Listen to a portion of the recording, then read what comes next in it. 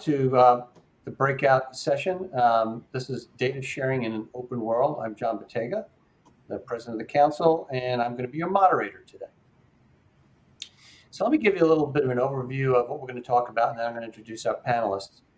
So I think it's clear to everyone that dealing with what I'll call the daily deluge of information, that we are in the throes of a major digital transformational wave. Digital transformation is happening all around the world, impacting the private sector, the public sector, and you and I, right? Our personal information floating in the ether across companies, cities, states, even countries.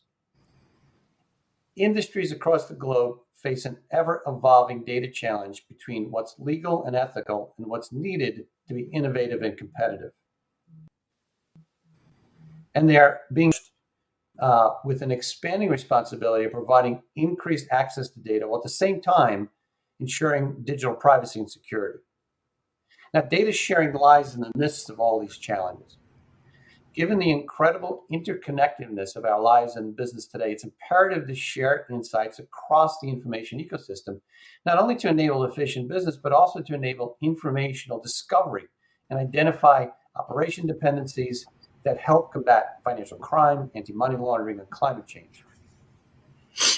It's clear that institutions will look beyond chasing minimum compliance with rapidly changing regulations to see a digital future of proactive digital privacy and security, safe and secure sharing, sensitive data in and out of our organizations, and the establishment of consumer trust by transparently informing them to the types, locations, and usage of our personal data, granted without permission. So for our next panel, we're going to focus on these challenges and discuss some solutions. How can firms ensure safe data sharing? What are the best practices that organizations are employing, and who's responsible for driving these initiatives? So to help discuss these topics, let me introduce our panel. Joining me this afternoon is David Reilly, former CIO of Bank of America and Data Dynamics board member. Helen Johnson, Chief Technology Officer for Data Dynamics, and Piyush Mehta, CEO, Data Dynamics. Welcome, everybody. Thanks, John. Hey, John. Microphone, the cameras are on, so all ready to go. So let me jump into the first question. Let me start by asking you to help me frame the benefits and challenges of data sharing. So what are the business benefits of data sharing, and what are some of the challenges? Is data sharing just another technology? Or is it more than that? Who, in your opinion, is accountable for ensuring safe and secure data sharing? So, David, I want to start with you. As we discussed, let's start with this topic. It would be great to highlight the importance of the other actors and functions in this, the CDO, the Data Governance Officer, and bringing this all together. So what's the benefits in all of this? Well, for the businesses, John, and thanks so much for the opportunity to talk with the council members today. The benefits are much, much clearer, I think, than the challenges. The challenges are ones that I think we're still coming to terms with as an industry, and chief among them is the way in which the enterprise IT team, I think, engages with the business. The data itself has to be owned as an asset by the business. If this isn't seen as a first-person responsibility by the business, in the same way that they would look at the capital that they oversee, the other risks that they oversee, data as an asset is something that really does need to be business owned. Technology, whether it's through the CISO division, the enterprise IT teams, the CDO groups, critical enablers, don't get me wrong. But I think for as long as this is viewed as an IT challenge first and a business challenge second, we won't really put the risk where it needs to be. We won't make the right decisions about enabling data safely and securely, and will potentially paint ourselves into something of a challenge. The job of enterprise IT, I think, is to provide that tooling and that visibility to keep the businesses out of harm's way and to ensure that we protect our clients above all else. But key here, I think, is the way in which the business is engaged as a first-person owner of that risk. The data belongs to the business. To the IT teams, it's ones and zeros that you have to protect, but it's owned by the business. Now, the other constituents I think it's critical to bring along from the very beginning of this journey are the audit team, the privacy team, and the compliance team.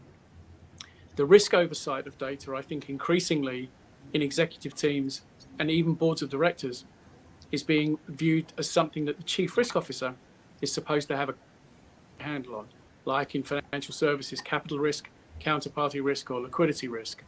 So I think one is to ensure, as the enterprise IT owner for this, whether you come from a CDO perspective, a CIO perspective, a CTO, or CISO perspective, is to ensure that from day one, you've got that business ownership in place, that the data is an asset, just like the other critical business assets like capital, that is business owned.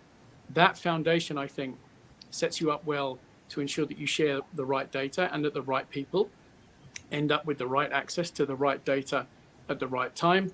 You don't overgrant access, because as an IT provider, you're in lockstep partnership with your line of business and audit and risk and privacy and compliance to ensure that we achieve that goal. Right data accessed by the right people at the right time. So David, I had the pleasure of working with you at Bank of America, of course, and I watched you from my window, from the chief data officer window, right? I'm going to embarrass you a little bit because I think you did an absolute great job at bridging between tech and business. And I think that's something that advice to all technologists out there, right? I mean, you are very good at speaking business language to people and not just technology, almost keeping that under the wraps, right, when you talk to people. So I mean, what's the advice to any technologist out there? I mean, it's business acumen, isn't it? I think so, John, and I appreciate that. And as you saw, I got it wrong many times before I started to get it less wrong and maybe even a little bit right. I think framing this as a business opportunity, because it's often the case that we in enterprise IT, we can see the benefits of data sharing long before the businesses. We see what's the art of the possible before the business. That's great, but there's some peril there too. The peril being you can over-own that risk. So one example might be, and this is one from the bank, the partnership between the business and IT yielded an opportunity where we could see, based on surveilling historical data, patterns that were pretty reasonable predictors in the banking business of balance and client attrition.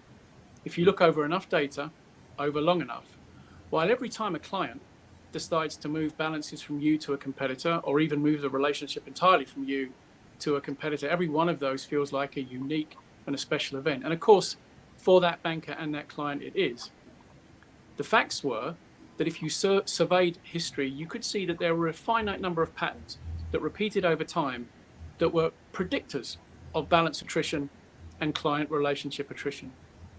By enabling the business to see that data and crucially then own it, we were able to position the bankers with that kind of telemetry to say, now might be the right time to place that call. Now might be that right time to ensure that the client is getting exactly what they need from us, because maybe we made a mistake, maybe something went wrong, maybe it was a combination of that plus market conditions. The ability from the outside in, that looks like you can almost predict the future. It was only the IT team that had line of sight to that opportunity. By sharing that with the business to help them understand what was in the art of the possible, now you've created a platform where people are really leaning in. At that moment, John, and moments like it, that's when I think you can have that conversation about, this is your data. It belongs to you as the head of the banking business or whichever business line it would be. How do we ensure that you have line of sight to the risk around that access, and you have the control about ensuring that the right people get access to that data, and we don't overgrant access to some of that data, the ultimate goal being ensuring we give our clients exactly what they need, crucially here with that analysis, when we need it. That was a way, I think, John, to translate from a ones and zeros problem, which as engineers we tend to go to quite quickly, and try and put that in a context where your business partner would really lean in, along with your audit partner, your risk partner, and your compliance partner. That's a great example, because I think we fall into the trap when we hear data sharing, we think about sharing across companies or across jurisdictions. There are data sharing challenges internally within organizations. And the example you brought out there is a great one, because if we're not sharing our insights between, the content of what the content is telling us with the businesses, forget about even sharing across companies, we're going to fail internally, right? So that's a great point. I will get back to that again, but that's a great example. Thanks for that. I want to shift to Helen. Um, Helen, when we talk about now, and actually I'm going to kind of springboard off of David's comment. So sharing that information, David, you mentioned it's individuals' bank accounts and patterns and so forth, and there's always the issue of privacy in there, right?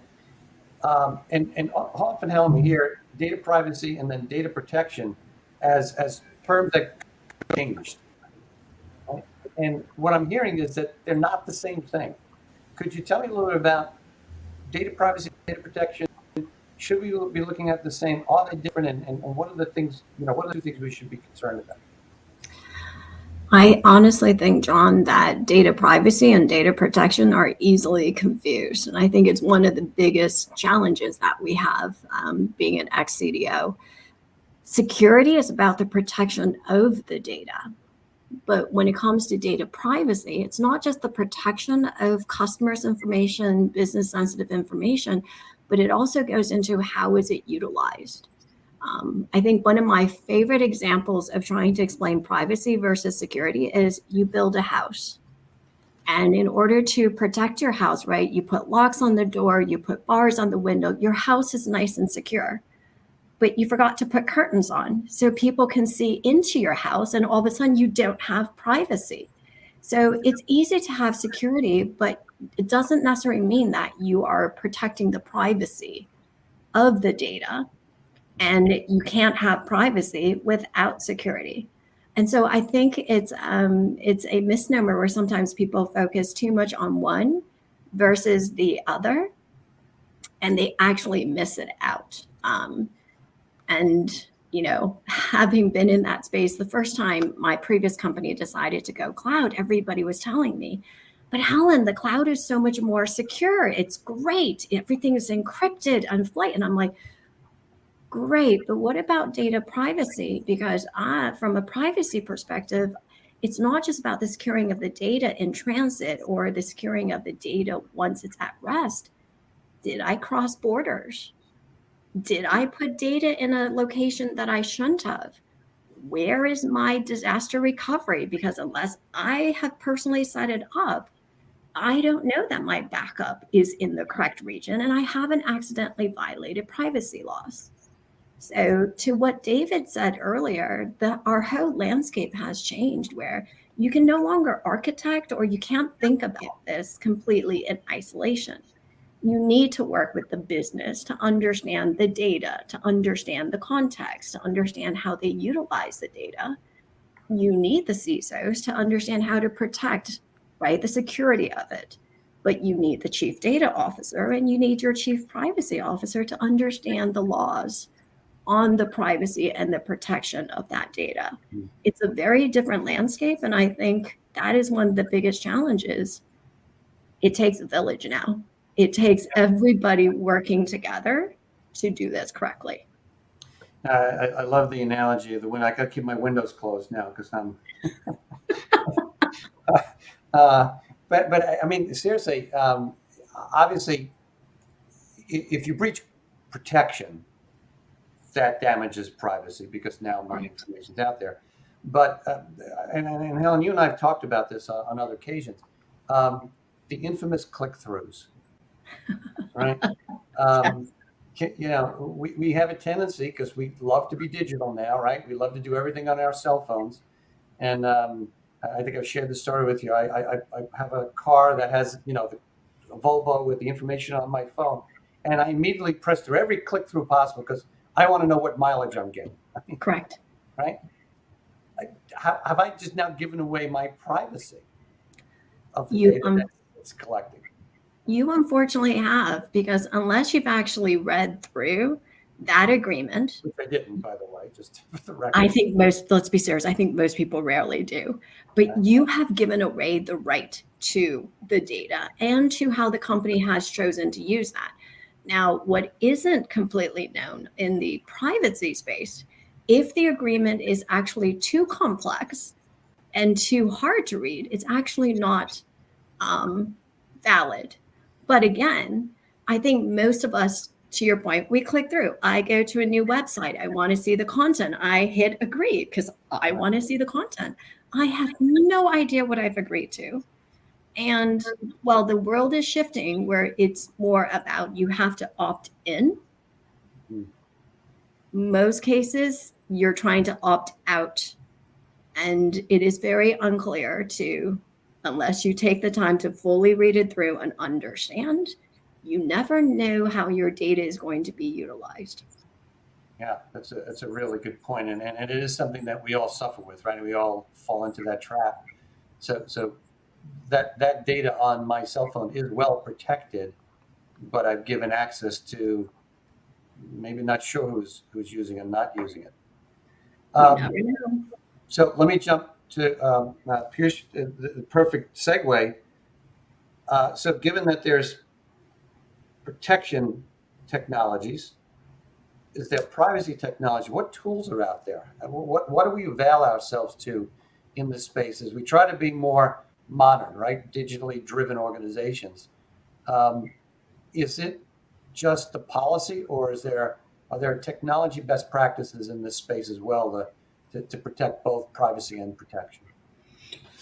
So again, thanks, John, for having me on. I would say that to continue on Helen's thought process, the challenge that you face in this is that you need tools, technology, people, and process. So you need all three of those factors where technology becomes the enabler, but you need the correct processes in place within the organization.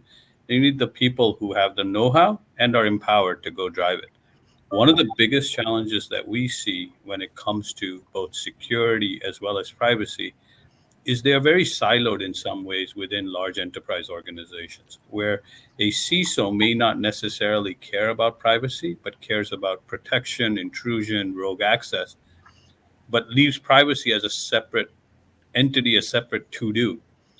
The chief privacy officer, at the same time, really has their hands full and is focused on making sure that those curtains are drawn down, in Helen's analogy, and really doesn't care if the security system is up and running. That's an assumption that they leave to the other side. Tie all of this into the world of a hybrid environment where you have cloud as well as on-prem being involved. You bring other constituents, including the infrastructure teams, into play.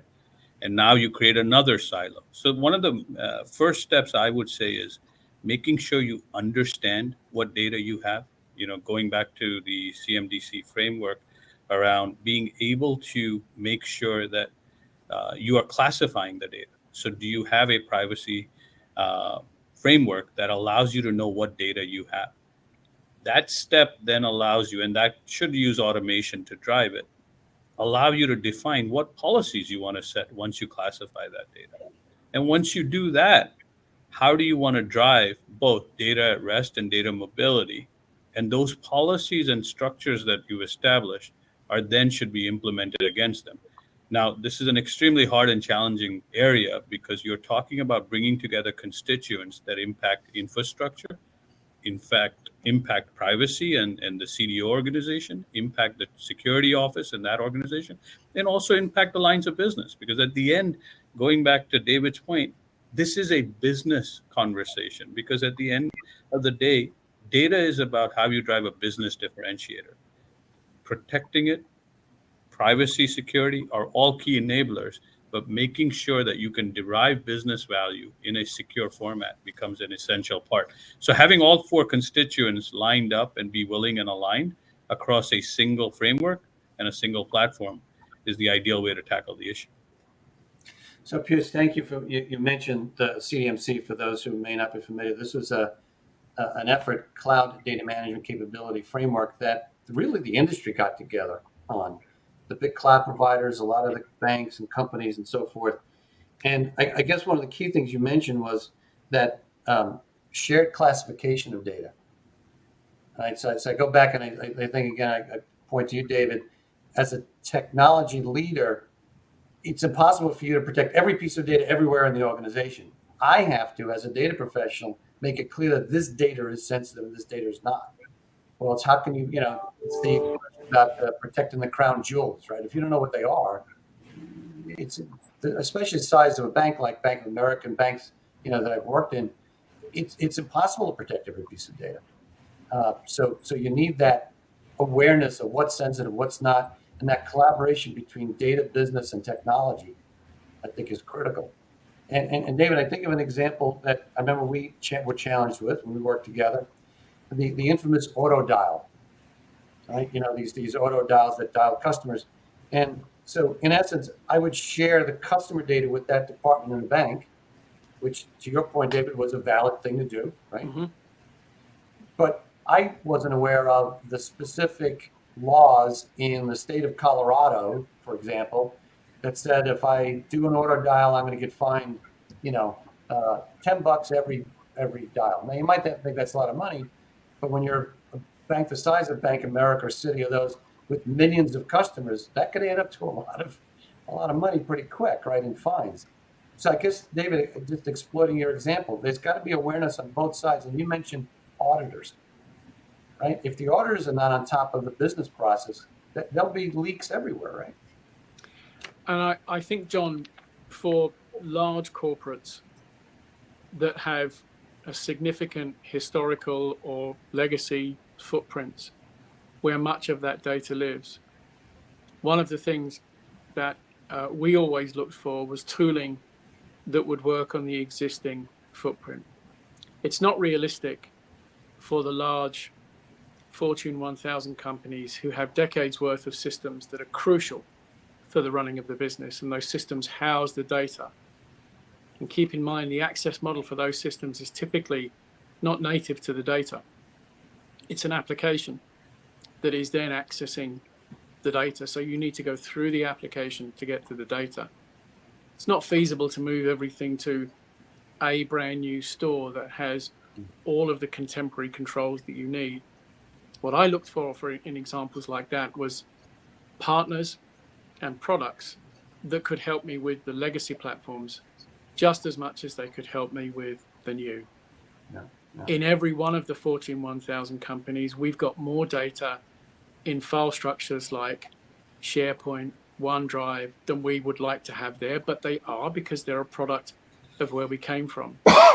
So I looked for tools that would give me the same degree of protection, delivered differently, of course, across the legacy estate than the brand new tools that to take advantage of them fully, you need to move to a particular repository or a particular data store. They have their place, but for the biggest areas of risk, because the data is still currently locked for the most part in those repositories that sit underneath those applications, I would look for partners, I would look for tooling that was able to help me with the legacy footprint.